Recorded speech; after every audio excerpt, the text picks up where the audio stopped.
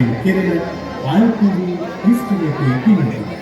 ධෘතාංගධාරී භික්ෂුන් වහන්සේලා අතර අද පදවීම 80 ශ්‍රාවකයන් වහන්සේලා අතර තුන්වන ශ්‍රාවක වහන්සේ නම බවට පත් වූ මහා කාශ්‍යප මහරහතන් වහන්සේ පටිච්චසමුප්පාද බුද්ධ ශාසනයේ එක් භික්ෂුන් වහන්සේලාට ධෘතාංගධාරී භික්ෂුන් වහන්සේලා අතර අද පදවී ලබනු දැක තමයි එසේ උත්පදවීම අගස්ථානය ලබන්නට ප්‍රාර්ථනා කළා. එම භවයේ කරුණය කෙර අපට සිටිනවා. ඉතින් මේ වේදේහි කියන ඒ කර්මය එනි ප්‍රාර්ථනාව සිද්ධ දරාගෙන පදිතර බුද්ධ කුණක මහසාවරියට සතියක් පුරා මහාදම් පිළිගන්නා අවසානයේ ධෘතාංගධාරී භික්ෂුන් වහන්සේලා අතර අග්‍රස්ථානයට පත්වන්නට ඒ භවයේ චිතව කල්ප කාලය දෙවිදෝහා මංගල ආදී ආත්ම භවවල සංසාර විපස්සී බුදුරජාණන් වහන්සේ වැඩ සිටි කාලයේ එකම එක උතුරු සම්මුතික පමණ පිළිකම් කියූ ඒක සාතක නමින් දුක්ඛ බ්‍රහ්මණේකුව උපත ලැබුවා.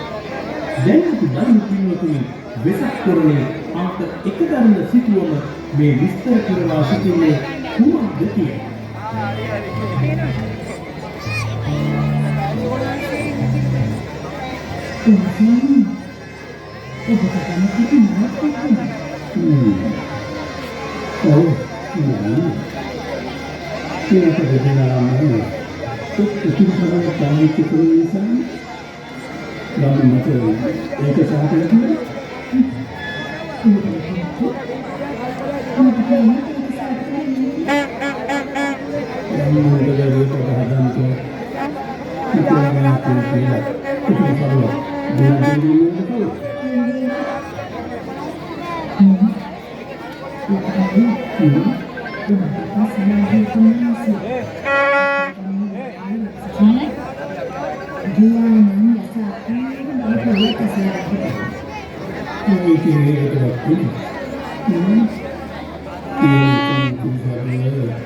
දෙකට ඉඳාගෙන අරගෙන යන්න තමයි මොනවද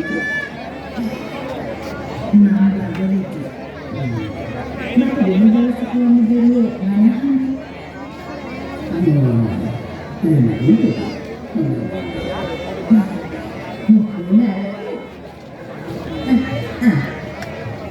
මේ සර්වදාගම හිතන්නට සරලව